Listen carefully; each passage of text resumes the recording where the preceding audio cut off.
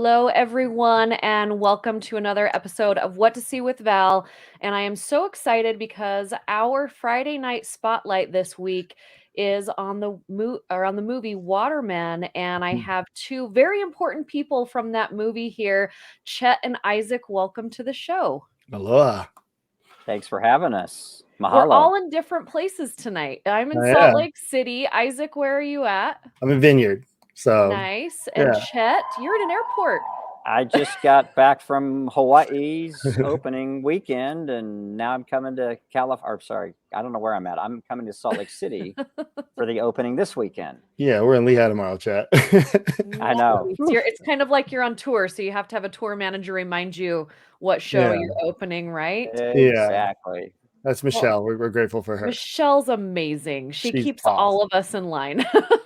She's like such a good mama bear with me too, because I forget everything. So it's good. It's good having her. No, I appreciate you taking the time because you both are just doing so much right now. It's really hard to open a movie, right? There's so much that goes into, just getting a movie made, but then opening it. I don't think a lot of people realize like the marketing for the film, the openings everywhere that you go. And now the theaters are back open. Like, tell us about that experience a little bit. That's Chet's world right there. I'm the one that was like, I don't know, because docs are a hard sell in theaters. And so I got to give it to Chet. He's the one that really pushed this.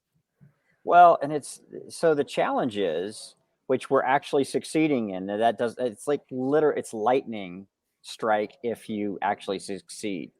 But the challenge is we're right close to summer. So we're going to have all this summer blockbusters coming out and competing with our little documentary.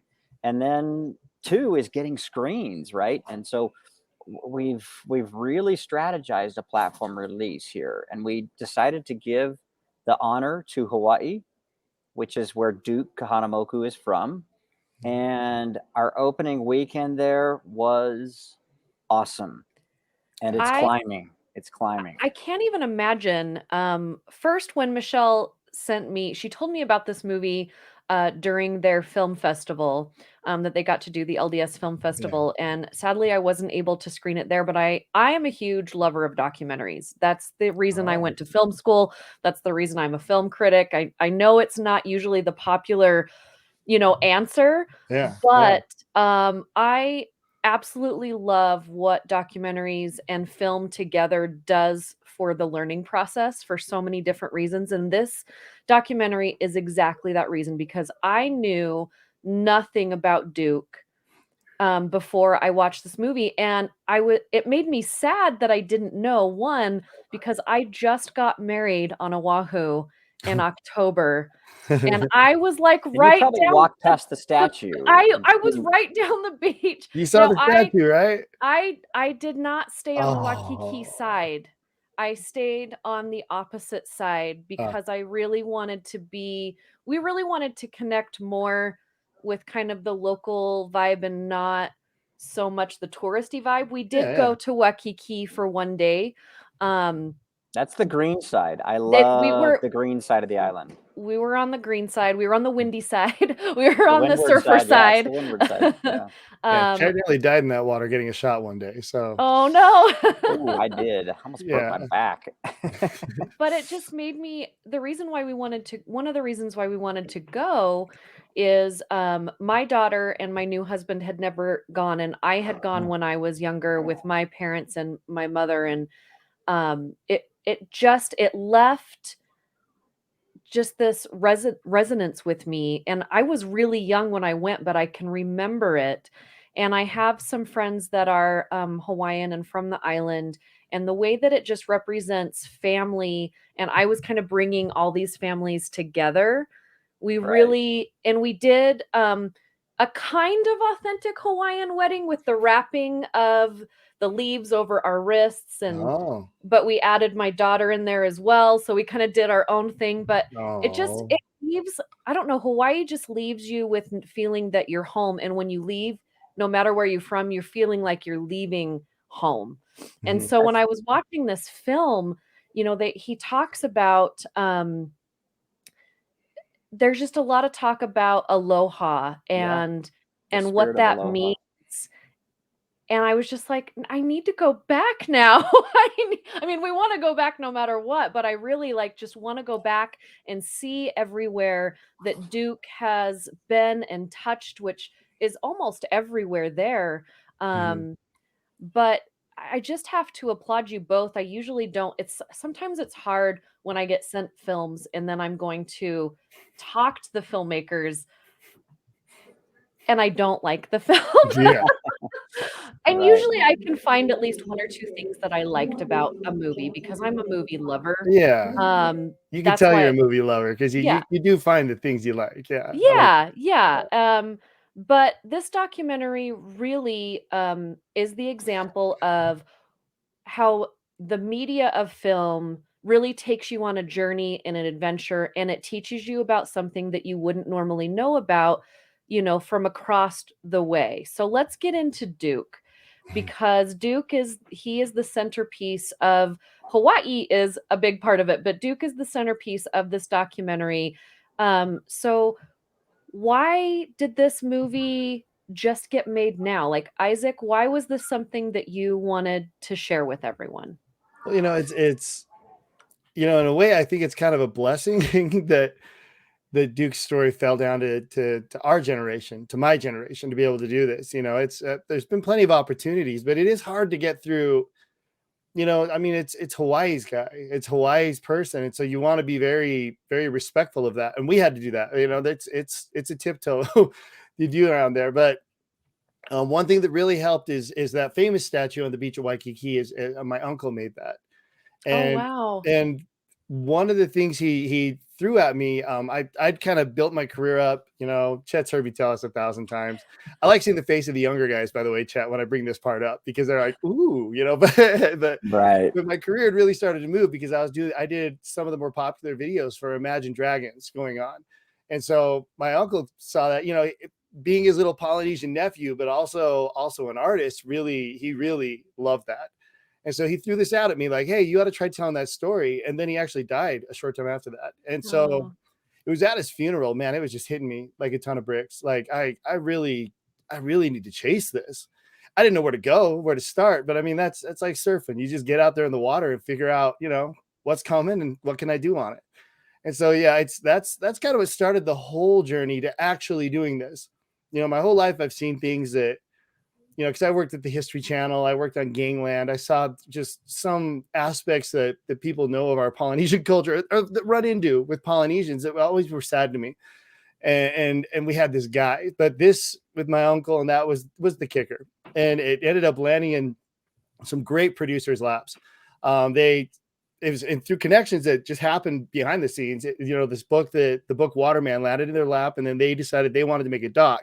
I wanted to make a movie, but they came up and said, well, hey, what if we make a doc that comes out around the time of the Olympics, because surfing is going to be in the Olympics. And I'm like, okay, like, well, I don't want anyone else to make this doc, so I might as well go for it. So, I walked in the room with them to make sure they were on board with me and just said, okay, I'm going to make these guys cry. I'm going to try to make them feel that spirit of aloha that I know because of my uncle teaching me. And then went from there. That's when they grabbed Chet and threw him at me.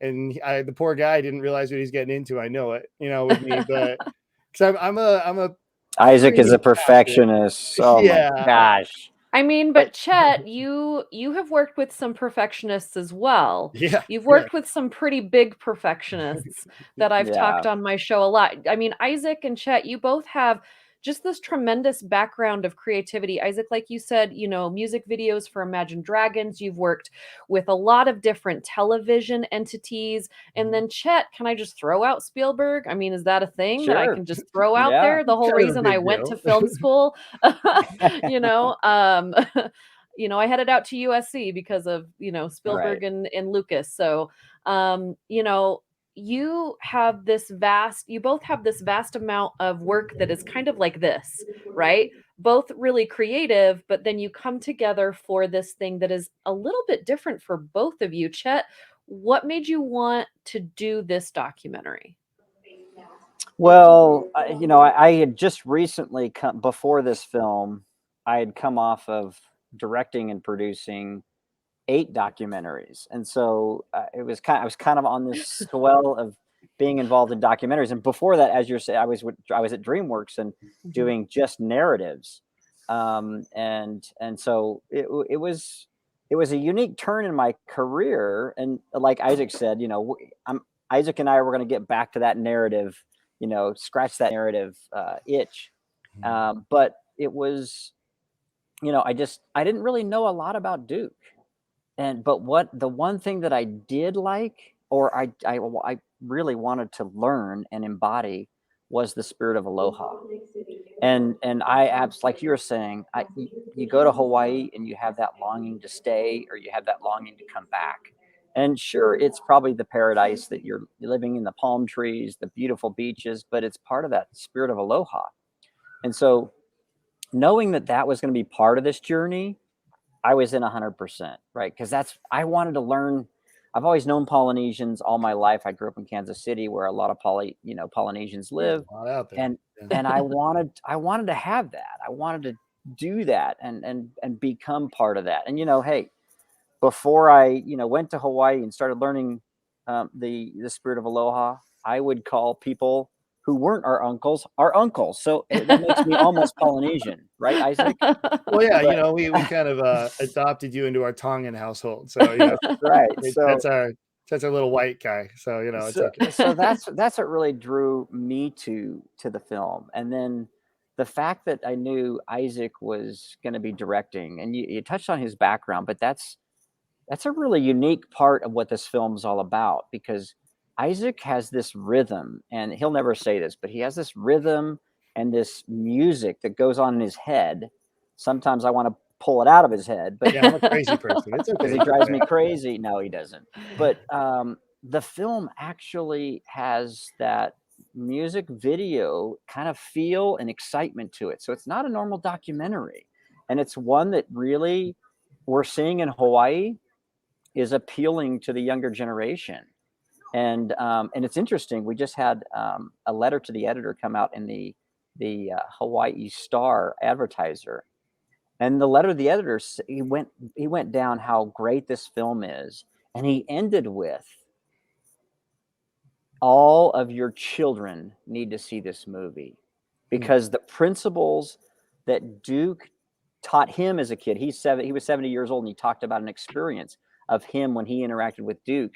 And what Duke taught him about being a good human being, he was saying, your kids, your family, you need to take your family to see this movie, because the lessons they will learn are going to be profound in their lives. And then the way that Isaac tells the story, it's entertaining, so it will appeal to that audience too. Well, and there's things, the artists because I was raised at a news station. I spent, from 13 till 26, I was at KSL. So I was raised by journalists.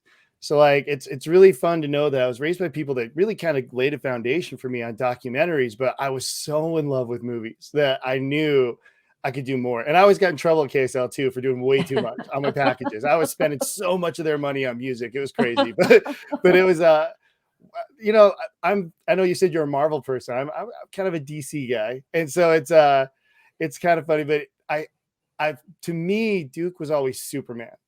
And I really wanted him to feel like Superman. And I'm a huge fan of Zack Snyder's style in his movies. And so if you really pay attention to this one, at points I was almost side by side color grading and making sure that my cameraman shot in ways that came out in Man of Steel, a movie that I felt really portrayed Superman in such a cool way. And so and for me, that's what Duke was. And that was the style. And it's like, now what can grab an audience? Because you don't want your audience just to like hear a good story. You want it to be memorable. You want it to have cool things, as a dancer, growing up, we all have the same dance moves, but you put them in a certain order and put them at certain points to do certain things. And then it doesn't go away. People feel something. And so, yeah, that was the idea with this one. Cool. When I read both of your biographies, there were just so many things that I was just like, I know exactly why I love the story, because Duke's story is so real. And I think it's something that we really need to hear and see right now, just as humans. But also there's just so many things that grab onto with your backgrounds. And one of them is like, I've been a dancer my entire life. I've been a choreographer.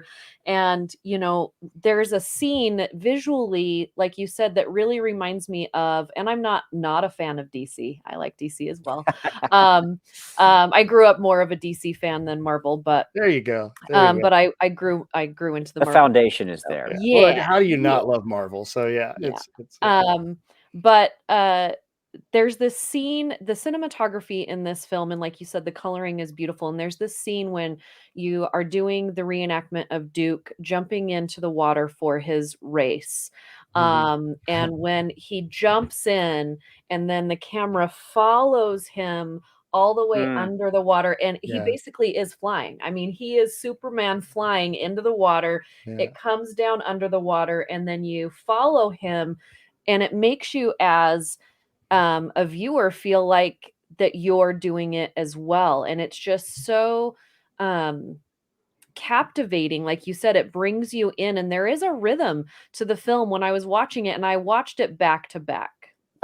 Michelle sent it to me, and I was literally, I'm like, okay, I got to go to the gym. I watch too many movies. I'm sitting on my butt. So I go to the gym this morning. I put it there. I got my headphones on, and I went an extra 30 minutes on my cardio so that I could finish the movie, because I'm like, I got to finish this. And then when I got home, I messaged her and I said, this is absolutely beautiful. I'm watching it again. Because you could watch this. This is one of those, and I am going to call it a movie. It is a documentary, but visually, it's a movie. It's a movie, and you can shut the dialogue off. You can turn the volume off and just visually experience everything without that, which I think there's something with your documentary that a lot of movies take advantage of sound and you know, dialogue, which is very important, but visually telling a story without those things is very difficult, especially because I'm a huge score person. I think score and the choreography of the camera, like the new West Side Story gave me chills, because I'm like, oh, you actually have camera that goes with the choreography. You're not actually just moving showing with the rhythm. Like I want to see what they're doing. I'm a dancer. They practiced a really long time to do that. Don't cut to the like I want to see what so he did, you know, just so many good angles that goes with the choreography. And I think you did this as well. And talking about the rhythm of the movie, I really felt like the rhythm of the movie followed the rhythm of the water.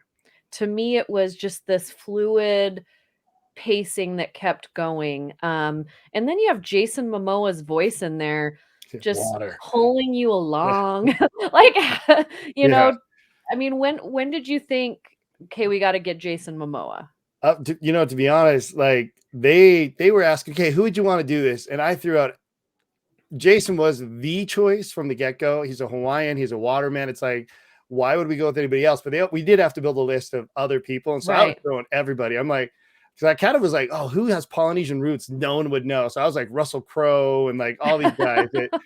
But in the end, it was always supposed to be Jason. You know, whether I didn't know if we get him, but it's like we would throw that out in the universe and see what happens. You know, and really Jason, it was near impossible. I mean, Jason, when we were approaching him, and now he was at the pinnacle. I mean, not that he's coming down, but he was on the rise and at the very top of his career. So the idea that we would actually get him was a pretty lofty goal. So we pulled some family strings. We pulled the uncles. We pulled the uncle strings. Yeah, it's a Polynesian thing. Get the uncles. We'll do anything. You know, that's how it works. You know? The agents weren't listening to us. They're like, 10% of what? Oh yeah, nothing. Well, I don't think Jason's interested until we finally got to Jason, and then we got a call from the agent saying we're interested, and it was like, aha, we got through. Yeah, I think I remember seeing an interview with him a couple of years ago, you know, and how much he really is interested in sharing different stories like this. And so, you know, it made when I heard his name was on it, it wasn't as surprising to me, you know, as many others would think, well, Aquaman, you know, of course, water, blah, blah, blah. But I just thought he really is he seems like a down to earth person that really wants to give back. So it really worked out, but I love that it wasn't overused. Sometimes when people get narrators for documentaries, they kind of don't put in that footage or, other interviews with people, and that was really great. Watching the pictures of the different Olympians that they had at the time is Yeah. really, I don't think people understand how different the Olympics used to be. Yeah. Oh man. Yeah. Well, and it's funny because you look at swimmers in the era up till Duke. Duke literally changed the game. And there are guys with like little pot bellies and things like that swimming. And then in comes Duke, that surfers are shredded by nature. That's just Yeah. how they look. They all look like models. We've been working with pro surfers for what? How many years now? And it's like I feel so ugly every time I'm around them. And like I that's don't what feel Duke so was. bad, but Yeah. Isaac does. So But no, that's what Duke was. And so he's walking out of that scene like He-Man, and everyone's like, wow. And then he has the speed, the strength, and the kindness on top of it. It's like, holy cow. Just this anomaly blows up on the scene right in front of him. You're right. You look at the people back then, it was look at the guy Cecil Healy, which is a huge, huge part of the story. But you look at his build, and he Yeah. doesn't look like a swimmer today.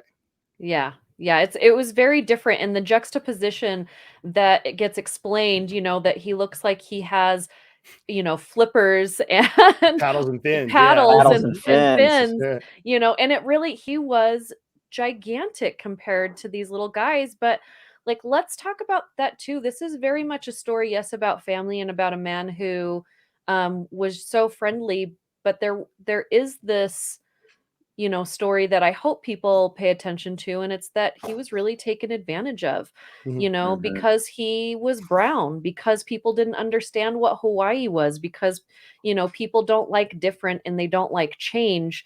They pretty much just pushed him aside. And, 100 years later, surfing becomes an Olympic sport. 100 years later, Yeah. after everything that he's done. Right. Yeah. Like, Well, and that's you think crazy. about it, it's an indigenous sport in the Olympics. It is quite an accomplishment. Most of Mhm. the other sports that are in the Olympics weren't from indigenous people like this. And so you're right. That's one of the harder parts. I even, the guy that he's incredible, Dwayne DeSoto, that played Duke for us in the recreations. When he watched one of the first screenings with me, he was like, man, those parts are hard. When Mhm. people, like, even the Hawaiians weren't as nice to him as they could have been at times. Yeah. It's just one of those things. But what I like about those is that Duke faced all of them, like, just Mhm. right up front, went right into them in a way that no one even thinks of doing it today, really, that I know. Like, the news is just loaded with people attacking these problems in a very, very, very different way. And he did it with so much kindness and so much love. People didn't know how to react to it most of the time. Mhm. But he found a way to draw the good out of people around him. And in the process of doing so, he drew out the kind of people that could help him continue to succeed.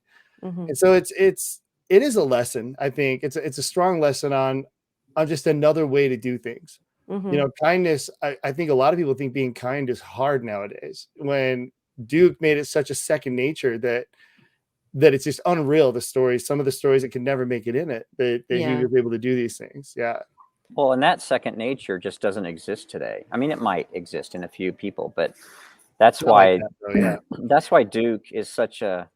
I mean, he's a forgotten hero, which is why we made this film so we don't forget him. But his creed, which comes up at the end of the film, which is the spirit of aloha and sharing the spirit of aloha. That really is a message that needs to resonate with the next generation. I mean, it should resonate with us for sure, but the next generation is the one that really needs that message and that foundation of how do we respond, because today it's very divisive, and it's the go-to is anger, and the go-to is violence, and Duke, he was living in the worst of times. The Ku Klux Klan were marching by the millions, yet he was not handling it. He was handling it with love. He was just so cool. Yeah. You figure he was in Hollywood in a time when they'd rather, color someone a different color than hire someone of a different race, and yet he was able to transcend that. It's really, what I do think is funny is the excuses, that people are like, well, how did he pull this off? And a lot of them are like, well, no one had actually seen a Polynesian Yeah. it's really hard to be racist against something that you didn't know. Yeah. And then when the first one you see is this, Yeah. it's like, how do you hate that? You know, and Super it's cool. With a and I big love, smile on his face. yeah, it's like this guy just beat everybody like soundly, and then he got up and shook their hands and told them how grateful he was for all of them, and then just everyone loves him. You know, it's like I love the way Isaiah Walker puts it in the documentary, where he was able to identify as a Hawaiian rather than just a person of color. Like people would say he's a Hawaiian rather than say what he, you know, just any kind of race. And it's one of those things that's it's just so like, it just slides under the radar, but it was such a big deal that he pulled that off, because for all of us Polynesians out there, you know, he became, in my opinion, he's become the standard of us. Like when you talk to people that know Polynesians, they usually say, oh yeah, really athletic people that are super nice. And it's like, okay, well, we know where that came from. Yeah. And it's stuck. And it's kind of cool because it's something that I always felt like I had to live up to, you know, whether it was in dance or the things I did. I felt like I needed to present myself because I represent something at all times. And I wonder sometimes if Duke is trying to tell not just Polynesians, but everybody, if you feel like you represent something, you're going to react different, you know, than anybody else. Aloha is really, you know, alo is to give, and then ha is part of yourself, your spirit. When you're giving part of yourself to someone else, you want them to respect what you just gave them. And so you want to make sure that's something special, you know. And it's I don't know, there's so many layers to the way the Hawaiians saw things. And you know, as an artist, I love layers. I love it when there's a purpose under the purpose under the purpose. You know, it's like that scene you talked about when Duke's diving in the water. I hid stuff in that. You know, when he gets Well, underwater. now I have to go watch it again. I know. But A third watch time. for it. I don't mind. When he slides underwater, and you're one that could actually pause it. No one else can right yet. But when he slides underwater, there's a little red flash frame that I snuck in there. And it kind of says start underneath it. And from there to the flash frame for the photo finish is the exact time he swam. So I thought it'd be great if the audience felt how fast he swam that. Yeah. You know, as we did it. And throughout the whole doc, there's stuff like that. You know, my mom taught me, you know, create an intention inside of everything you do. And so that's what it is. You know, it's like there's tons, you know, on set, like Chet said, I had entire playlists of music. Oh, we're doing this today. Okay. Here we go. I'm going to listen to this one while we go, you know, because it's like, if you can find that rhythm and that's just that cool feeling, you know, as a dancer, there's a feeling that comes with it. It's really hard to explain. It just takes over you. And if you can give some of that to your audience inside of a movie where they feel something like that, man, that's the best. Well, and the nice thing is that, you know, you can work for different companies, and companies will support you or they won't support your vision. Yeah. And fortunately with Sidewinder Films, I mean, we have to hats off to David Ulick and Dr. Stephen Ungerleider, who lots of love to them, who gave us and Isaac the liberty to go make the movie that he wants to make. Well, I mean, the surfboard thing, I remember they're like, so what are you trying to do with this surfboard shaping thing? I'm like, I know it's really hard to explain, but it'll make sense when it's over. I promise it will. And they're like, okay, we trust you. I'm like, oh, you trust me? Because it's like, I don't know how to explain and it wasn't cheap to do that surfboard, right? So they were behind. They were like, okay, how much is it going to cost? And this is your vision, Isaac. All right, let's do it. You know, and just a big gamble. Yeah. Well, watching that surfboard being like carved is like, it's one of those videos you find on the internet that is just so satisfying to watch. Like outside of the story, just visually satisfying to like watch somebody do that. It's so therapeutic, but also just so visually pleasing. And I think it, you know, I was just saying, there's something wild too about seeing something that, you know, surfboards, they're cool things today, but being shaped the way they did it for thousands of years. It's like, whoa. Well, and it's, you know, like you said, intentions inside intentions. It takes a lot of patience to take something that looks like one thing and then to make it look like something else, but also functional. And, you know, I think Duke's story was, it's going to take time. And he had a ton of patience to get things done that he wanted to do his way. You know, there's the photos that you showed in the documentary of this club that formed. And I'm sorry, I can't remember what the name of the club is. The Huinalu or the Outrigger? that No, the Hui Nali, right? Yeah, the yeah, and he Humanitarianism, His yeah. club. couldn't be a part of this club, Oh, the but outrigger. That's Yeah. the the outrigger. outrigger, but he was there every day. He's in the pictures. He's teaching Mhm. everyone how to do everything, but they didn't let him be a member. Yeah. And I think if that happened today, like you said earlier, there it would just be outrage. You know, and duly noted, yes, it's not a great thing. But instead of him being angry and walking away, he said, you know, if they're going to let me teach them how we live here, how I do things, how, you know, this island is, then I'm going to do it, you know. Yeah. And you know, he made a more of a dent that way than walking away angry in my mind, you Oh, know. yeah. Well, and At what's first when I saw that, I was like, well, that sucks. You know, Yeah. like that's awful. And then And you get what's the then and what's Huinalu with it too, where it's like they come, his brothers and him come up with the counter, like, oh no, you guys have that. I'll help you, I'll teach you, but you're gonna race us, and we're gonna have every race, and we're gonna also add women. So you yes, know, I loved let's go that. with that. And it's wild because as an outrigger, probably they're like, oh shoot, oh, it's kind of like, yeah, we should have okay. let him in. Yeah, Well, you know, and what's interesting is that model of the outriggers was a tradition coming from England and from those places. And so when it came over, you're right. Duke could have responded in a negative way, but he didn't. Right? So he helped them and showed aloha, and then started his own the own club, which was the Hui Natlu, and they ended up beating them. And yet, because he took the time to share that aloha with the outrigger, it completely changed them. and the outrigger ended up becoming a huge part of his life, actually helping take care of him in his older days. You know, he had to be amateur for so long, getting into people taking advantage of him, you know, that he was never allowed to make money, never allowed to do so many things, that when he was older, he was in a bind. And it's really interesting to see who comes out of the woodwork to take care of him, and the outrigger being one of them. And it's funny because then you realize real fast, because I wish I could just do everything I researched and ran into, but it's like they loved him from the get-go.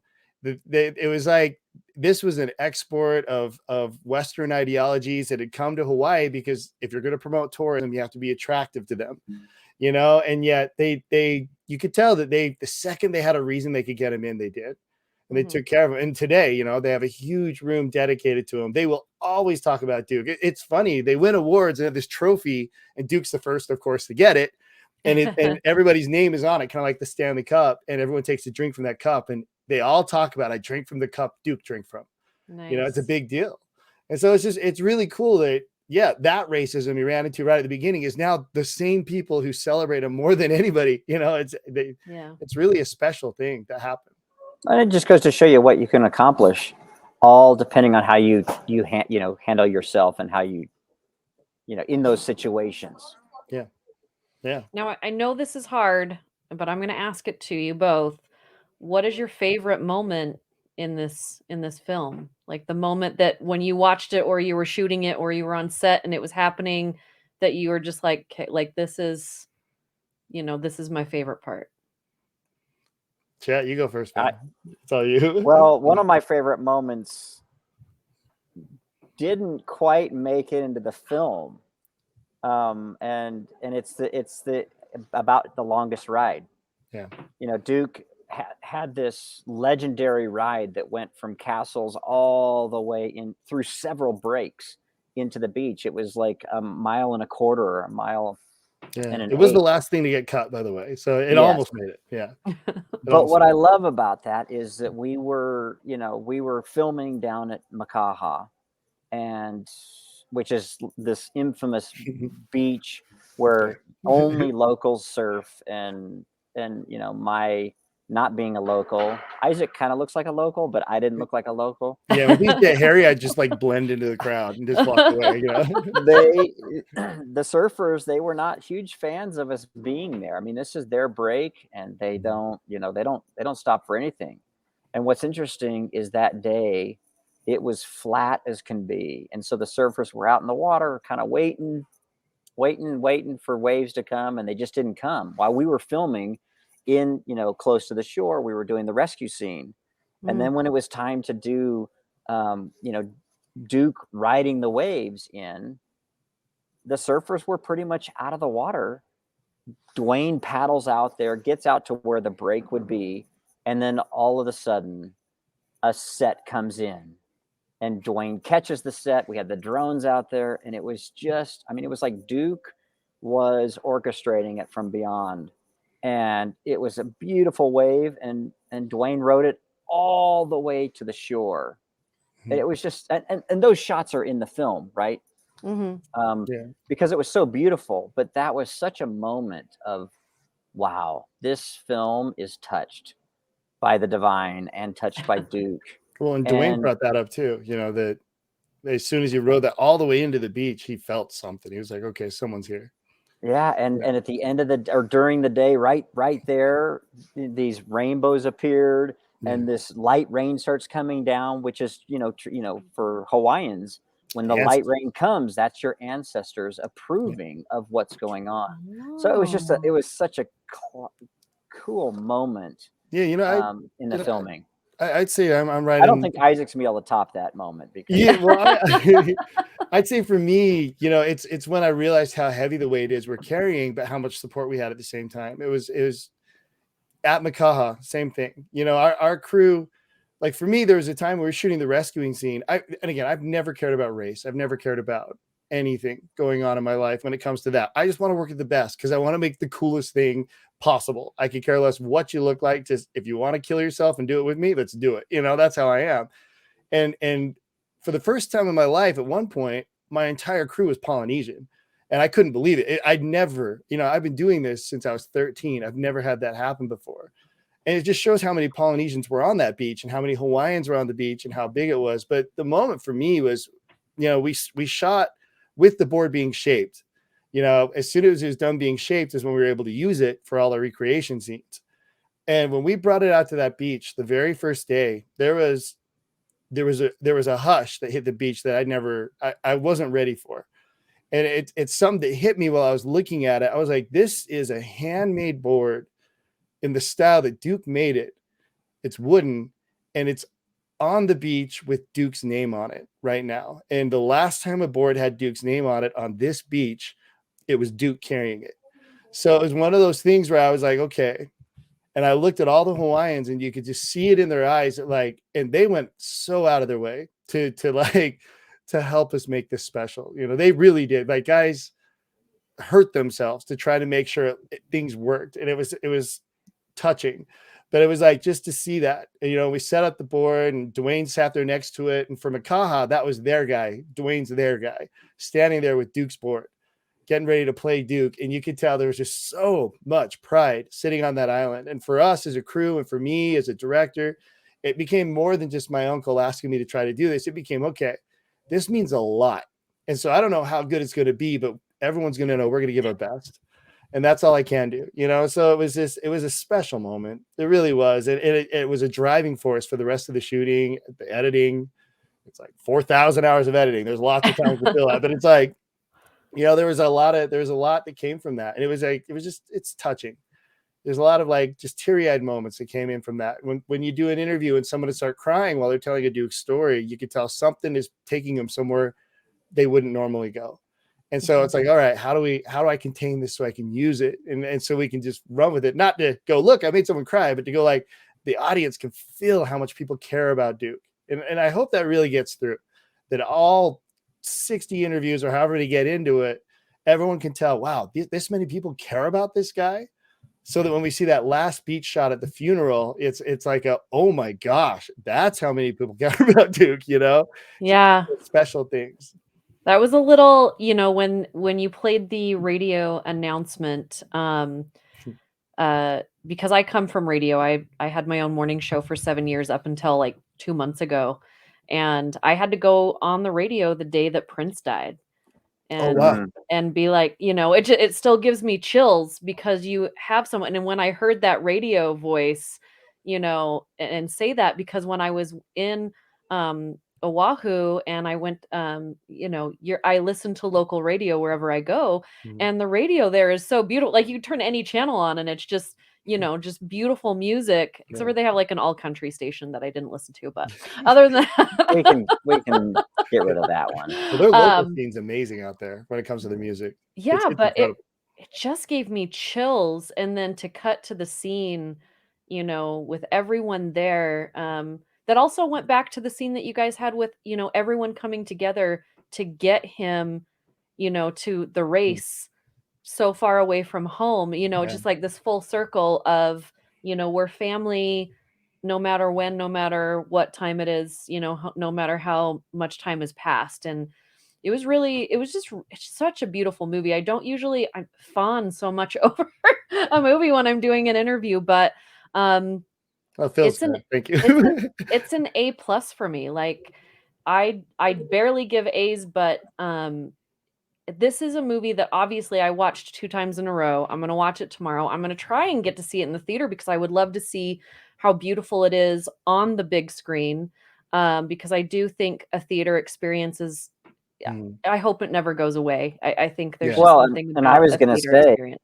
as you were talking about how beautiful it is, I mean, Isaac went and our DP Carter Fawcett, they went to their every, you know, possible degree to make it beautiful. I mean, Yeah. it is stunning on the big screen. Well, and So, then I pulled out one of my friends in LA. He's a DC guy, but he did Man of Steel. He did all the DC movies, the sound design for him.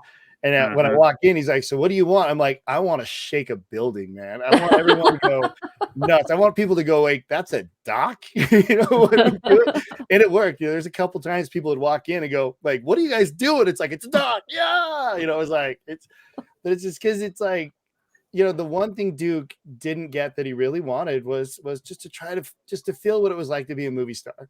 Mhm. It's the one thing that, you know, when he finally had crossed so many barriers, it was the one he couldn't cross. And so it's like, as a filmmaker, for me personally, I was like, oh, well, I can give him something close. And so we have a full orchestra, you know, scored through the whole film. And then we have sound design off the charts. And when we shot these recreations, it's just, you want it to feel like, wow, that belongs in the theater when you watch it. You know, it's like, Mhm. just to give it some kind of wow factor and just artsy filled with it. It's like, no, I want to see that big, you know. So Yeah. so it was just fun to try to give Duke a little bit of that one thing that he never got. You know, and you know, it's, you know, maybe it's good that it fell to today because technology and the way things work, we can actually give a little more than we could have 10 years ago or 20 years ago. Mhm. And Yeah. it's just really fun that we've had a production team to let us go a little crazy. Like I mean, the sound design is, you would not take a doc and, you know, like the guy he did, my guy, and I don't know if I can say it out loud too often, but he had done the sound design to Aquaman. And Oh, so okay. he took a lot of the sounds from Aquaman and hit him inside of it because he was just like, he's like, "You want Now I have Superman?" to watch it, like, so many times. It's good. Hey, I love it. I love it. No, it's great, it's You great. know, as long as there's always something new to learn or feel, you know, if it's Mhm. like a good song, when you have a song that makes you feel a certain way, hopefully this movie's one of those where you're like, I want to feel that. And so people will go back to it in the future. This is But a for film now, that it's, you really do, if you watch it 2 and 3 times. yeah. Mhm. I mean, there's so much information in it. You get that out of it, but the experience just gets better and better and better. And I definitely you have to commit to us that you'll see it on the big screen. Come out I for Thursday I night. We're gonna do a Isaac and I'm I will gonna be be at the in Philly. Thanksgiving Is it one. gonna be in What? Philly? I'm Not flying to yet. Philly. I'm gonna be in Oh, that's Philadelphia. right. Hey, you Um, can still go to Penn and talk to them about their great coach, George Kessler, that no one talks about, you That's know, right. and how yeah, he's the one that opened the door for Duke to the Olympics. there So you go. Yeah, I'm heading out to Philadelphia for a nerdy convention, I love nerds. um, That's a for a good week, thing. and then, I'm gonna go see Elton John, who is one of my number 1 in concert at Hershey No. Stadium. I got to see Um, him. He's Wait, he's it's a still I great playing? concert. this is his farewell tour, and we bought these tickets 2 years ago, but because everything, Oh, you know, is pushing back. And so speaking of music, like, I know I'm younger for being Elton John being number 1 on my list, but there's something about his music that just, Mm, you know, it makes you feel a certain way, well, and I insane. already just get teary knowing I'm gonna be there. no. Um, Well, it's but pure yeah, joy. I yeah, mean, it's that's just it's music and history and, you know, being amongst the greats, and I think that's everything, you know, we've talked about tonight. I really appreciate you guys giving me so much of your time. I know you're so busy, but this film is a gem. I definitely think everyone, no matter age, sex, race, whatever, needs to see this film at least 3 times. Amen. Amen. In the theaters. In the theater. Yeah, So Chet wants the theater. Yes, for sure. when will it be in theaters, and then will it be streaming at some point? It's in so it's in Hawaii right now, Right. and it opens up this week in Utah So our on the friends 8th. in Well, Utah. 7th. On the Mhm. 7th, Thursday, there's quite a few sneak peeks where Isaac and I are going to be at the one sneak peek at Thanksgiving Which, Point. by the at way, is 7 my o'clock. favorite part. As a dancer, you live for the audience reaction. And so Yes. for me, this is the closest I get. I get to sneak in the theater and watch their faces, you know. Mhm. It's my favorite. So yeah. And then this weekend we're in Utah. We've got some theaters in Idaho and Arizona. And then next week we sort of move to Nevada and California. So we're super excited, and then we're Sweet. hoping See where it to goes. see where it goes from there. So Well, I think it's going to go pretty far. So I definitely think this is something that people are just going to grab onto. So if you are in Hawaii or you are in Utah or any of those places that he mentioned, make sure you get your tickets to go see the film, and then go ahead in the comments below and let us know what you think about it. I would love to know what your thoughts are on the movie and what your thoughts are on this interview. Make sure that you subscribe and check out my full review, my written review on whattosee.com. Thank you again. Aloha, my new friends. And I can't wait to see what's coming next also from both of you. So. Me like too. that. I don't even know. But right now it's like, my last movie, I spent too much time being worried about things. And this one, it's like, we're just gonna ride and just have fun with this one. And it's Duke. It's like so fun to talk about Duke and movies. I mean, I'm honestly, don't worry about my time. I'm gonna go see a movie after this. I'm just gonna go to the theater and find something. So it's like, I love movies. It's exactly what I love. That's the answer that I like. So thank you both Thanks, so Val, much. for having us. Congratulations on the movie, and aloha. Aloha. Aloha and mahalo.